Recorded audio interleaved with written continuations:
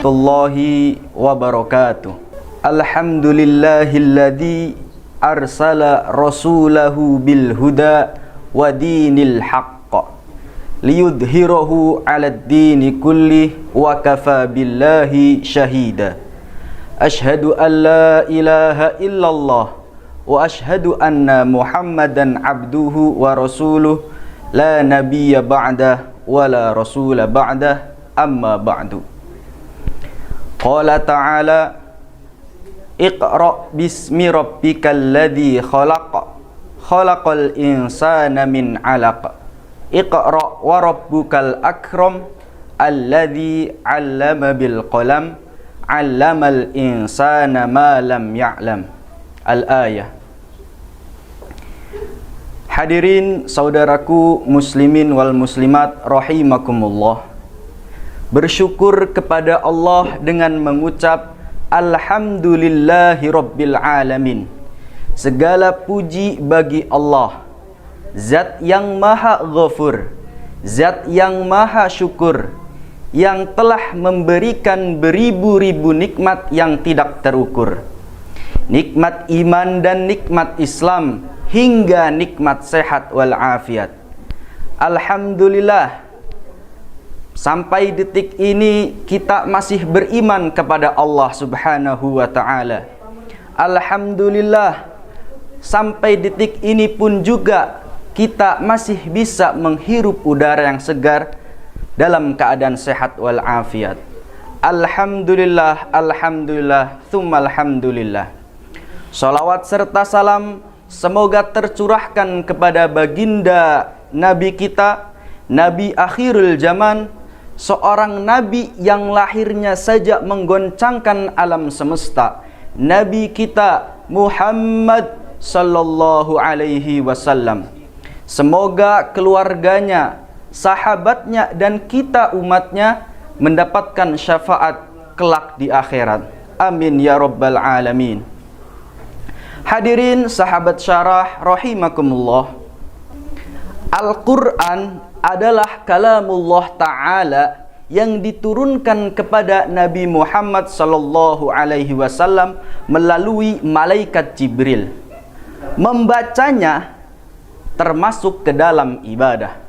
Sebagaimana kita ketahui bahwa Al-Quran diturunkan sebagai petunjuk antara yang hak dan batil, sebagai sarana untuk membawa manusia dari kegelapan menuju terang benderang, dan sebagai petunjuk umat manusia kepada jalan yang lurus. Al-Quran dapat membuat hati manusia menjadi sejuk, dan dapat pula menjadi salah satu obat yang paling mujarab. Ketika kita dalam keadaan stres, banyak pikiran, banyak hal-hal yang seharusnya tidak difikirkan, justru membuat beban pikiran itu sendiri.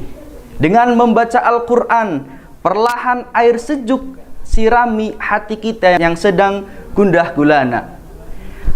Aliran darah di dalam otak seakan tidak ada hambatan, bebas mengalir, sehingga pikiran kita menjadi tenang.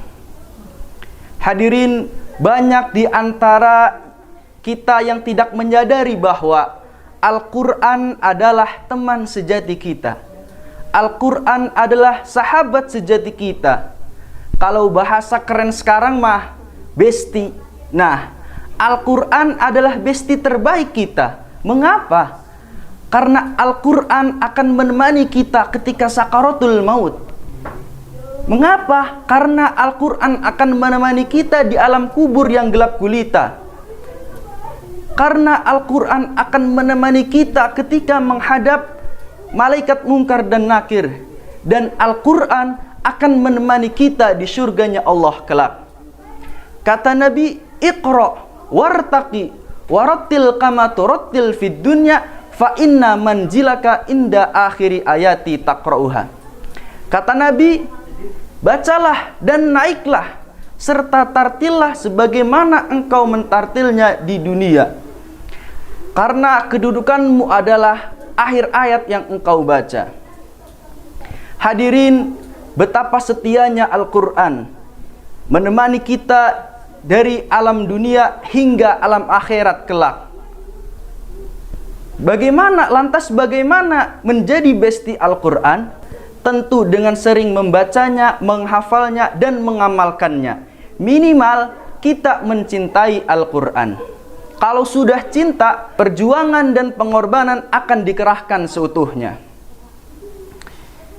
Cinta adalah ungkapan lain kepada hal yang sempurna, dan Al-Quran adalah muaranya. Karena sumber dari segala cinta. Dekati Al-Quran, niscaya cinta akan datang dengan sendirinya. Berbicara tentang cinta, cinta bisa tumbuh karena terbiasa bersama dan sering berinteraksi. Yang awalnya biasa-biasa saja menjadi terasa istimewa. Wah, ternyata dia baik ya. Wah, ternyata dia rajin ya. Wah, ternyata dia selain good looking, dia juga good reckoning ya. Banyak sekali hal-hal yang dia dikagumi karena sering terbiasa. Begitupun Al-Quran, yang tidak ada keraguan di dalamnya, yang 100% tidak akan mengkhianati janji-janjinya. Ketika kita sering bersama, sering berinteraksi dengan Al-Quran, maka cinta akan tumbuh dengan sendirinya. Oh, ternyata Al-Quran akan menjadi penolong di hari kiamat kelak. Kata Nabi, Iqra'ul Qur'ana fa innahu ya'ti yaumal qiyamah syafi'an li ashabih. Kata Nabi, bacalah Al-Quran, karena ia akan datang pada hari kiamat kelak sebagai syafaat bagi orang-orang yang sering membacanya. Masya Allah.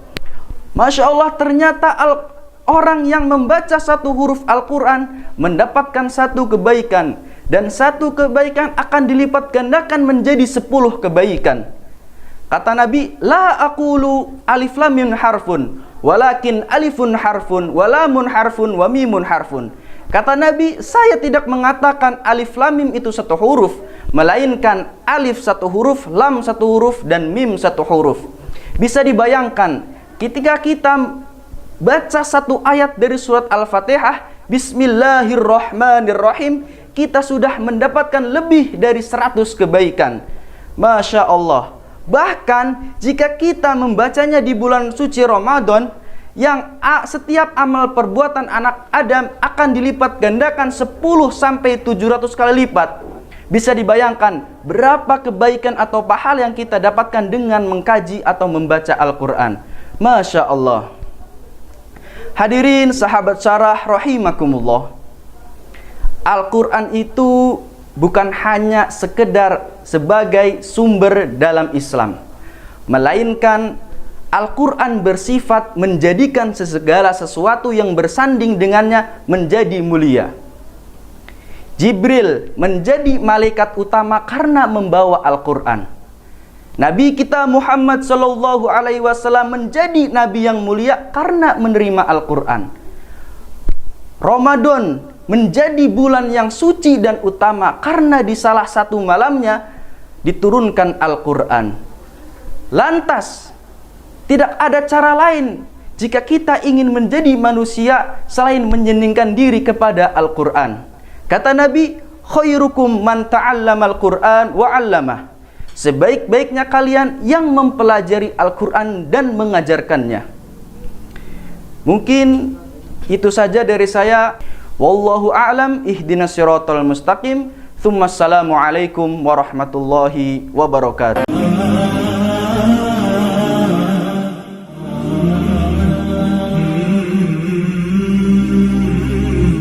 Hmm.